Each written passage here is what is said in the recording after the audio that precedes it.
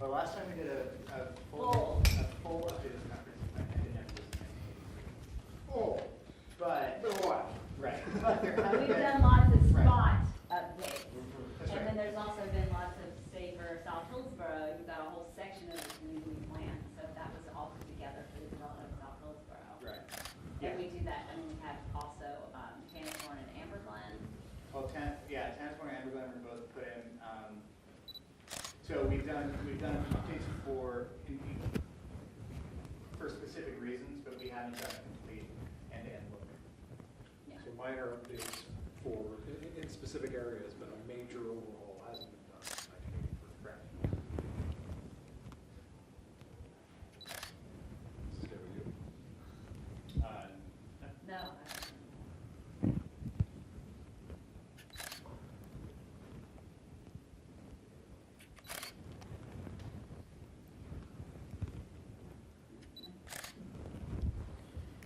How's it going anyway, cameraman? All right. Bewildered, frankly disgusted. What City of Hillsboro is doing to the community of Aloha to your east it's tragic. We're not doing anything to. Well, you're developing, you're putting a complete, ridiculous amount of traffic. You're doing South Hillsboro. Yeah, well, in the expansions of Amber Glen, and there's a lot of moving parts, and so unfortunately my community's got to shoulder the burden of your growth. Well, the whole region does. We're kind of part of the region. We have an urban growth boundary that we have to grow in, so we have to grow somewhere. We don't want to grow out. So we But gotta you grow are. in the line. But you are, In South Hillsboro, but not in other places. right? It'd just be nice if you played nice. We do our best. No, you We're don't. playing nice right now.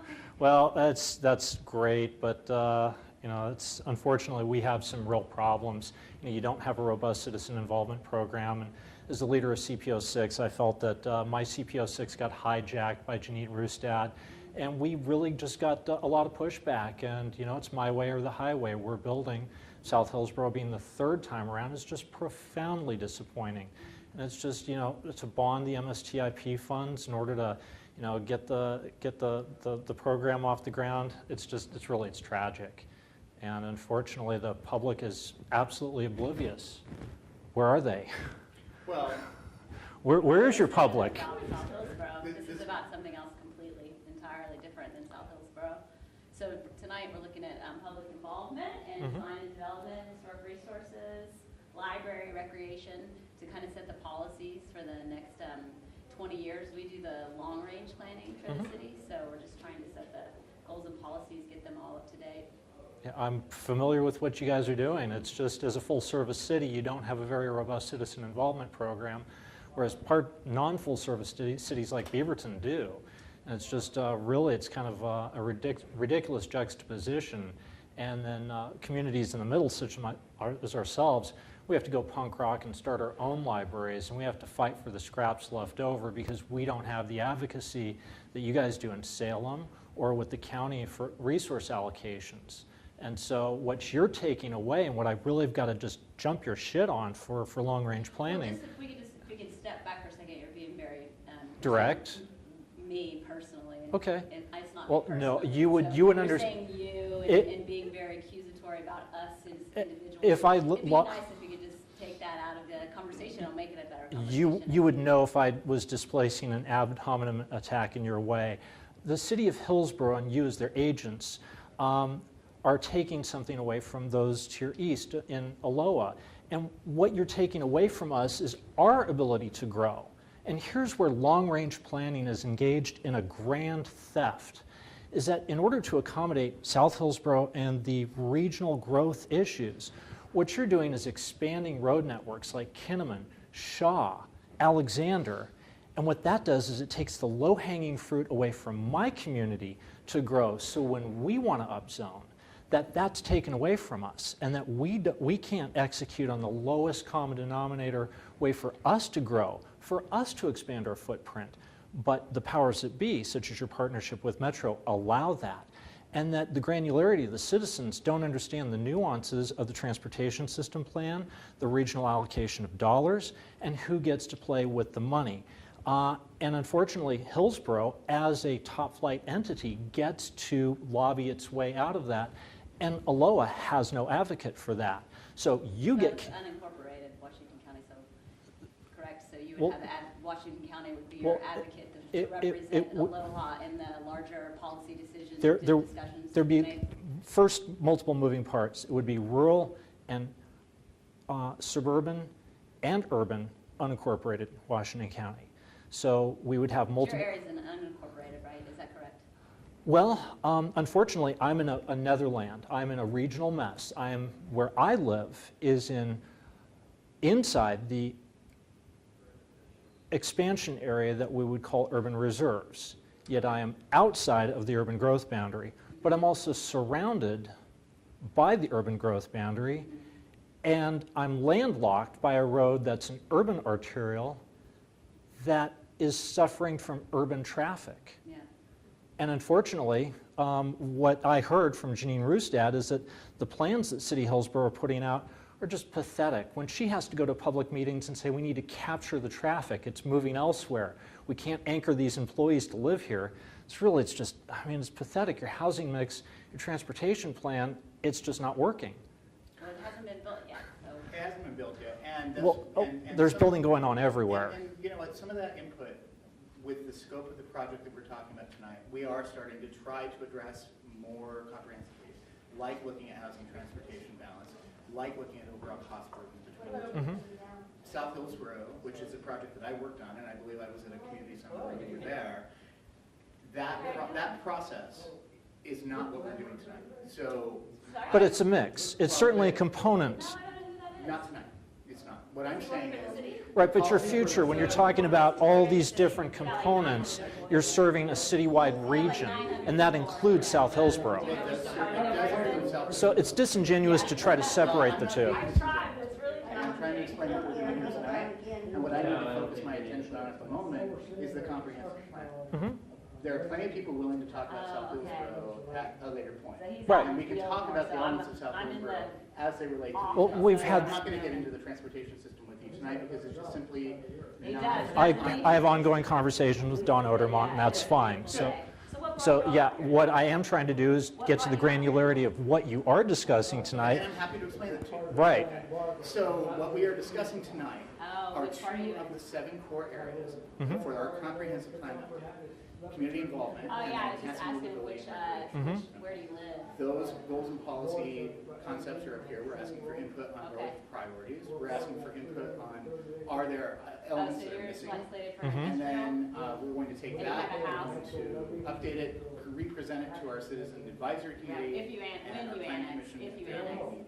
Right, well, at the city, from the top down, having Mayor Jerry Willey say, we don't have a citizen involvement program, but all the problems seem to find me anyway. It's really kind of theatrical, and even though that he's on the way out, I'm kind of curious, what are you rolling out for citizen participation? How are you going to involve the citizen involvement? Because all you've had is this once-a-year dog and pony show of, let's get it together. Are you doing NACs? Are you doing, what is your program? So, right, and I actually wrote this. Do you have any questions? Okay, is that the 17-pager that's online now? Yeah. Okay. That background. And I'm an intern. And the goals and policy. I'm an intern So with the at this planning point, department we're doing 2 things. One is we are preparing to, right now we have, I think, not a very efficient way to look at public involvement plans just for planning department initiatives as we're required to. Every time we do a major project, we have to have a public involvement. Well, we advertise in a lot. But that's nothing new. It happened to be in the library. So, staff's opinion,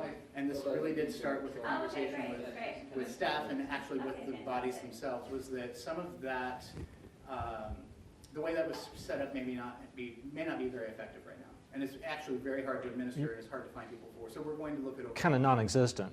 It's not non-existent, but we're going to look at overhauling. Then the other thing we're going to do is expand that group. The idea is to expand that group to the extent that we can to get away from this project-by-project look at doing public involvement and get to something a bit more holistic for public involvement for the planning department overall. Now that's going to take time because we don't have these structures set up right now, and we don't even have the authority to set them up because that authority is derived from the county. That's dribble. Statewide land use goal 1. Well, I'm willing to engage you, but I'm not willing for you to be petty about it. So please improve your demeanor, So we or have these what I'll out do here. is take it in person. That's what I've done. Certainly, what I'm trying to do is, when you say that we don't really have stuff, we don't have the authority to do that, I'm directly challenging you because Oregon Revised Statute prescribes statewide land use goal 1, which is citizen involvement. I'll read it to you chapter and verse. I understand that. What I'm saying is our current comprehensive plan does not have a structure in place other than the ACCI and the CIAC as structure, as completely explained in the back. That structure we have found to be not very effective. I know, and as chair of CPO 6, I got your leftovers. Planning department can't just go, we need to amend our comprehensive plan and put in a structure that is more appropriate, and that is the action that we're All of taking. these goals and But we can't just do it overnight. topic area. We can't just go and do it. Technical advisory committee. Well, you can do what's statutorily prescribed as long as it flows within the workflow of As a the. matter of fact, we can. We have to update our comprehensive plan, we have to initiate, we have to send it off for acknowledgement, and the statewide CIAC needs to acknowledge our plan. We can't just decide tomorrow that we're going to do it, we're going to set up our committees differently. Yeah.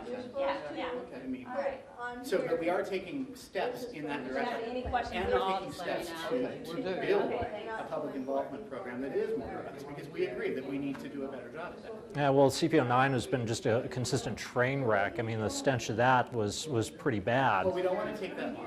And we want to have goals and policies in place that allow us to get to a more holistic program that does serve department needs better. Why didn't you partner with the county and their overhaul of the CPO program? I don't know the answer to that. That wasn't Okay. my decision. Should I talk to Patrick Preston about that one, or am I going to get bounced around? I Who's don't- my answer on that? About why we didn't partner with the county on the CPO. City Council? He's labeled down here. Aaron Carlson? Katie Ayer? Well, you can keep throwing names. I'm trying to answer your question. I'm trying to help you. Yep. Okay. I think what I can do is get back to you with the answer to the question. Okay. Well, I see this conversation as somewhat belabored, and I'm not here to be a burden on you. I understand that. What I am trying to do is extract answers, and what I have not found is a citizen involvement program that made any sense that's come out of Hillsboro. And what I am trying to do is be very direct with you to avoid fluff of errant language, just because after 3 attempts to jumpstart South Hillsboro, the community angst to your neighbors has been, well, frankly, profound. And it's led me as a volunteer citizen leader to get a lot of really, really nasty phone calls of people who can't figure out what's going on, whether that be political activists like Sharon Cornish or former county commissioners like Steve Lawrence, who have gotten some real heartburn about the very interesting and closed corporate structure that the city has. So that has led to some animosity. So as opposed to coming in and arguing with you, I'm just being very direct. I hope you. I understand, although I will say you are coming off of being a bit more complicated than that, so I'm sorry that I'm responding. Right. Well, then But you are. And so I will- that's perfectly fine, and I'm going to tell you why. So when Beaverton started nibbling on the other side of Aloha, they brought in a ball buster. Her name was Valerie Swalihi. Okay, so Val was fired from for many reasons, from many places, and so at that she basically really did some incredibly underhanded things, illegal. I'm frankly afraid to appear in public without recording devices because of her actions, which are legendary and well documented. What it's done is it polluted the world for planners because what it's done is made people like me very untrusting of people like you. And I not say that ad hominem, I say that professionally. And we have some very, very interesting machinery going on within government that is very pro-growth. And the citizen involvement has been very thin. If there's an apex to how it can be done the thinnest, it is the city of Hillsboro. And as an unincorporated county taxpayer, what I found is that I, as a rural resident of Washington County, pay property taxes to support the CPO program, which in essence has been the default citizen involvement program for the city of Hillsboro. And I don't particularly like subsidizing a city with its own ability to raise and spend its own taxes. I understand, I hear what you're saying. My response would be twofold. One is that if you went back and forth on goals and policies, you'll see that we're taking proactive steps to improve our local. The other thing is that CPO 9, the Hillsboro CPO, is not actually the formal citizen involvement agency for planning decisions. So I don't think it's fair to say that you're subsidizing the citizen involvement structure of the planning process. That's not necessarily right. I understand why you might feel that way, but I don't think that's correct. Well, I'm not talking about errant walking off the street fluff. We don't have sidewalks. I'm talking about high-level policy granularity that has been grinding for decades. Right, I understand. I understand. But what I would do, I would encourage you to read the book, to explore the goals and policies. And if you have input, I'm all ears. You can either email me directly, you can comment online, you can leave feedback tonight. We have copies of it tonight. It's all available online. Right. You want to do it We'll be online? taking input on it. Here's the same exercise. I do all sorts through the end of this month, and then Yeah. Trying to get as many people. there'll be opportunities to comment on it actually much later than that. But I mean, these surveys and this phase that goes through May 1st. Yeah. And we're certainly willing to hear everything you have to say. Beyond that, you know, when as far as what's happened in South Hillsboro, I hear you. We got ramrodded. Well, but I need to make it very clear that we're not. This is not about going backwards on that. This is about setting in place a structure. That's great. It just would have been nice if that structure was in place before the largest expansion of the city had occurred. And what I'm saying is, what we're focusing on here is moving the comprehensive plan. Understood. I'm not trying to mince words. It is just unconscionable when we, at the statewide policy level, placed Goal 1 citizen involvement at the apex of that priority list. It was placed Goal 1, and the policymakers have certainly said Goal 1 is one because we all have to live in it. And to not have an active, regular, funded, supported citizen involvement program that would comport with your public involvement mandate, and then to install it afterwards. Well, what that is going to continue to do is just breed absolute animosity, especially as we have, what South Hillsboro is not doing is addressing regional traffic. And now, to Don Odermont's credit, he did push back against Metro, and the TV highway has got a crossing at Corn Pass, has got 7 lanes of right-of-way, and it's sending Metro into epileptic fits. And There was a significant effort to get movement there. right. And So come over here, I'll show you what we're we doing. didn't get the perfect solution, maybe. We got a better solution than we might have had we not put that effort in. Well, I know, and for 18 painful months, I had to sit through and manage not only the Aloha Reedville study, but also the TV highway study, hijacking CPO 6. Like, that's a lot of bandwidth for to ask of a citizen, and that's bandwidth that was generated by the needs and aspirations of Hillsboro. And I just can't help but continue to express how the citizens of Hillsboro reached out to me to help them navigate Hillsboro.